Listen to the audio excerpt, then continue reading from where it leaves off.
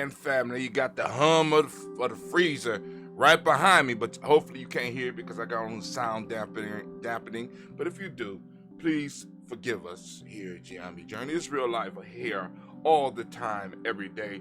Real life. Children leave the freezer open. Now the freezer overworking. And I got to listen to the rumble here on the journey. But anyway, family, I want to make sure that you know right now, you are standing in the congregation of the mighty. Yes, you, the home of the stubborn minority, the place where your hustle builds muscle. This is Gye-Nyame Journey Media. Thank you, Anime. Anime is on it this morning, family. Of course, you know this is the Daily Toast. I'm your host, Brother Hatim, and this is a Heart of a Simba production. All day, every day, where we strive to blow up your old paradise. We got the wrong color up for today because today is Nia. We want to make sure we send out shots to all of the Nia fam. There you go. Had to change the color to the Nia color. Oh, my fault. Let me make sure I save it. Cancel. Let's go. Okay. All right. So, family. Let's put up the war horn. War horn is up. You know, now, love of family, love of tribe, building culture is the way forward for us.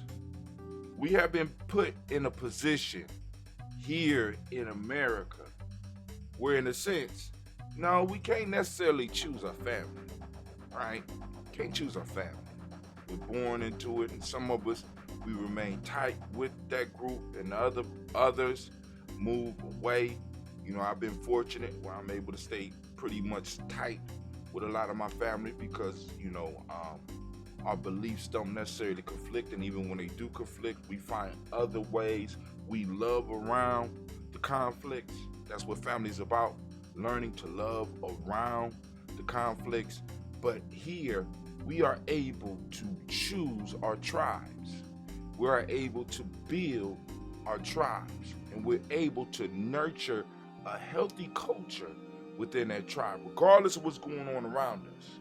And it requires us to have an extreme amount of love for the culture and understanding what culture does. Culture is like a blanket that protects you from the outside world. I know a lot of people are like, it shouldn't be like that. But family, I want y'all to understand when we say culture protects you from the outside world, what culture is supposed to do.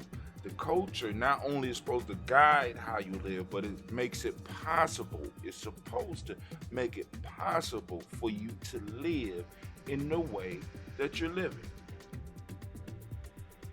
So, can poverty be a culture, Brother Hot Tim? Well, yes it can, right?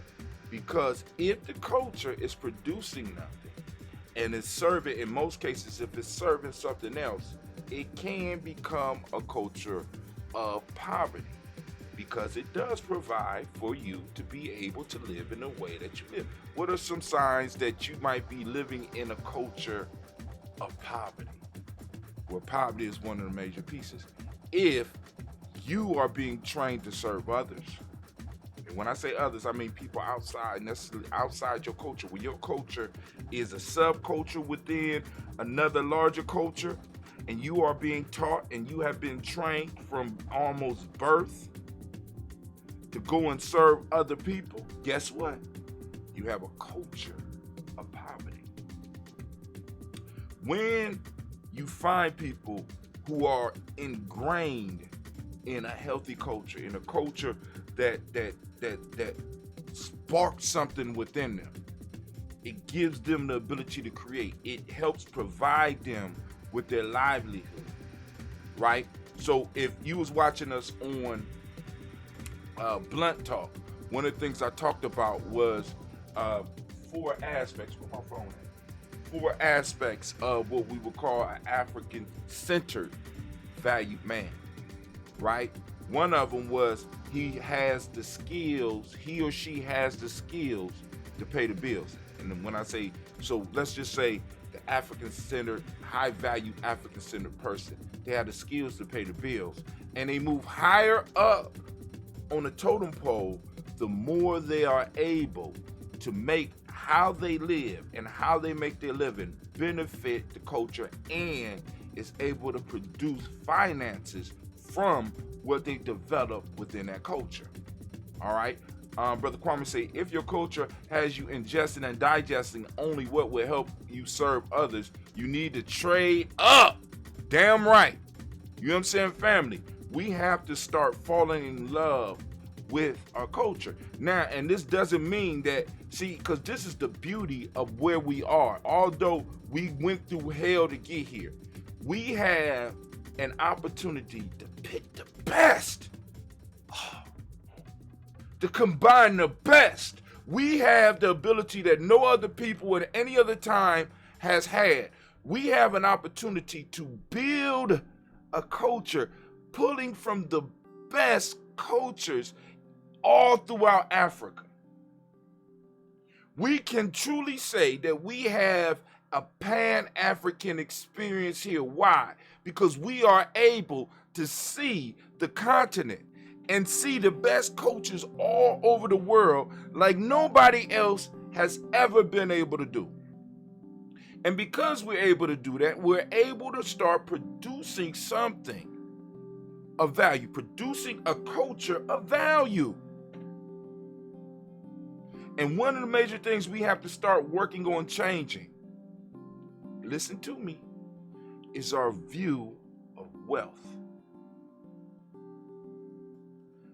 I'm not one of those to say, money is negative. No. I'm not on that.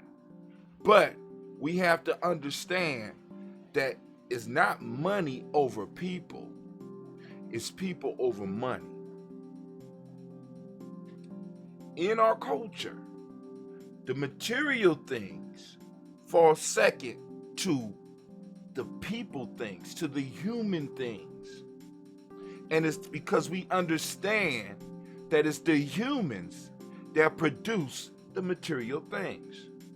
So the more influence I have, this is why when we talk about an African-centered, high-value person, these are individuals that are able to not only produce things for themselves, but they're able to inspire other people to produce things as well. And they value the people and not the things. In this culture, in this servant culture that we are in right now, we have been taught to worship the things. So I need my Benz. I need my big house with 30,000 square feet. I need my swimming pool. When if we look at it, the people we are around and what we will be able to generate, all that stuff would be the side effect. I don't value the pool. I value the fact that I'm able to have a pool and be able to share with my family. I'm able to invite my tribe. We are able to enjoy the pool. Hell, matter of fact, we got pool parties at different spots. Why? Because many people in our tribe are successful enough to have it. As a matter of fact, we could come together and eat whatever we want. It's not the food, it's the fact that we were able to produce. And within us, and within even right now the economic situation we are in, there are things that we could take total control of within our group. We don't even need a lot of people. This is why when I tell y'all I'm not concerned about a lot of people, I say I'm concerned about the people that I'm working with. Right? I'm concerned about the tribe, and I'm concerned about the other tribes that fit within our culture. I'm only concerned about them. Why? Because if that small group, that 1% of the 1%, just in Columbus alone, decided that we was going to pick one thing that we would not purchase from anybody else. Something that we need, we would not purchase it from anybody else. We will only purchase it from ourselves. And we decide on which individuals we was going to purchase it from. We will start building wealth within our community. It's staples. And those staples rise up out the culture. Why? Because the culture realizes, because the culture is a living organism. And its idea is not only to survive, but to thrive. And once you start investing in that culture and fall in love with it, between your love for it and its love for you and its love for existing, it will make a way for you to build it. If your culture depends on you buying African cloth from a Chinese merchant, you're not part of my culture. If your kente is made in Beijing, you're not part of my culture. You understand what I mean, do y'all understand where I'm trying to go with this? So we have to start showing love for our family, and we have to start showing love for our tribe, and we have to start investing in it and looking for investments within it so that we can start building it up. Because many of us, because I'm going to ask this serious question, I know it's going to piss off some of y'all, right? But half the shit we be pushing our young people to, do we really need? As far as education, do we really need it? Maybe in 5 years, if we was to get serious. But some of the shit we be pushing our young people to, we don't need, because the only thing they're going to be able to do with it, like for example, we push young people and say, you need to become an engineer. So how many engineers right now can we support in our community? Just asking. I'm just asking. Because I know some of y'all gonna get offended by that, but please understand, a lot of shit that is top tier, that is top paid, does not serve us. You know why? Because we haven't taken care of the basic survival needs of our people. You need food, clothing, and shelter. And entertainment. I'm just saying. And I'm not saying that to say not to, if you got a young person that is truly interested in that stuff, to move them away. We got so many young people who have skills with their hands, which we need. But we're not investing in those skills. You know why? Because they don't serve master. And because they don't serve master, and because the culture that we say is ours, right? Because I'm gonna do a video. I just seen a video this morning. I'm gonna share on the Gye-Nyame thread, where a brother is describing his experience with love and hip hop and how that shit was scripted and how detrimental it was to all the young people and even some of you old ass people that grew up on that shit, right? Because it was designed to do and create in our community exactly what it was, because we thought that was our culture. No, it was designed and made like that on purpose so you can aspire to be like that. But that's my morning rant. That's my morning rant. We need to go and fall in love with who we are. We need to fall in love with our culture. And when you in love with something, you don't hurt it. When you love your brothers and sisters, you don't hurt them. And don't get me wrong, I ain't saying all of us is brother and sister. Like I told y'all, me particularly, I'm focused on my family and tribe. You know what I'm saying? That's me. That's me. Because and then I'm gonna say this too, because the reason people talk about self-love is important, because if I'm able to take care of myself, and I'm able to take care of my family, I'm able to take care of my tribe, that benefits everybody around me. Everybody. You know, when we pour the libations, we say this is to all my relations. When I'm not taking my personal responsibility and taking care of my own, I'm not taking care of all my relations.